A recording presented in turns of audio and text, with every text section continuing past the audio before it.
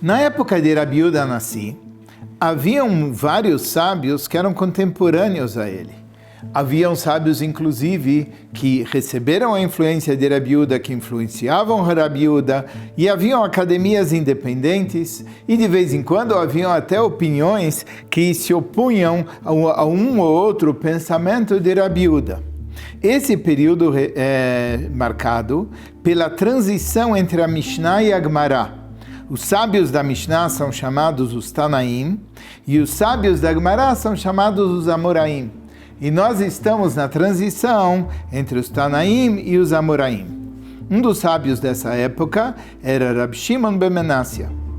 E ele era um dos membros de uma academia muito especial, que ela dividia o dia em 3 partes.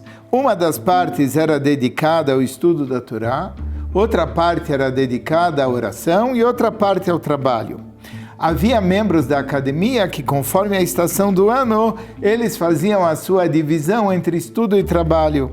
No inverno, eles se dedicavam ao estudo e no verão, eles se dedicavam ao trabalho. Foi a esses sábios que Rabi Yehuda tinha em mente quando ele dizia que a pessoa tem que sempre ter uma ocupação e sempre se dedicar ao estudo da Torá. Então ele se referia a esses sábios que rateavam o tempo útil que eles tinham entre o estudo e as ocupações. Rab Shimon ben Menassia era um discípulo de Rab Meir, e sempre citava Rab Meir nos assuntos jurídicos dele, e também fazia referências a um colega de Rab Meir, Rab Shimon bar Yochai, com quem ele havia também estudado. Rab Shimon ben Menassia, ele sempre louvava muito Rabi Yehuda, apesar de vez em quando discordar de uma ou outra das suas opiniões. Mas ele dizia que haviam 7 virtudes que um homem piedoso deve possuir. E logo em seguida ele dizia que Rabi Yehuda e a sua família, toda a sua família, tinham isso em todas as suas personalidades.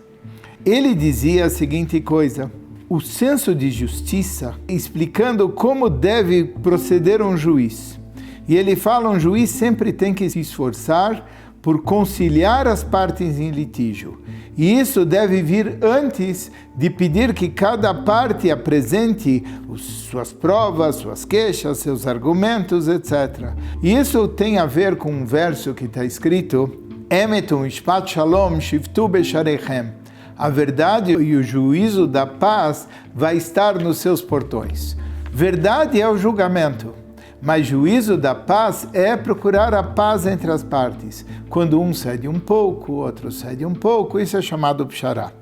Mas depois, se eles não entraram em acordo, e quando é começado o julgamento, já não se faz mais acordo. A partir daí, o juiz tem que escutar, o juiz tem que ver quem tem razão. Isso é chamado verdade. Existe verdade e existe o juízo da paz. Rab Shimon ben Menassia também é aquele que falava que a vida tem prioridade sobre as outras mitzvot, aí inclusive o Shabat, e ele costumava dizer que se deve profanar um Shabat para salvar uma vida. E a expressão dele é que se sacrifica um Shabat para cuidar de muitos Shabatot.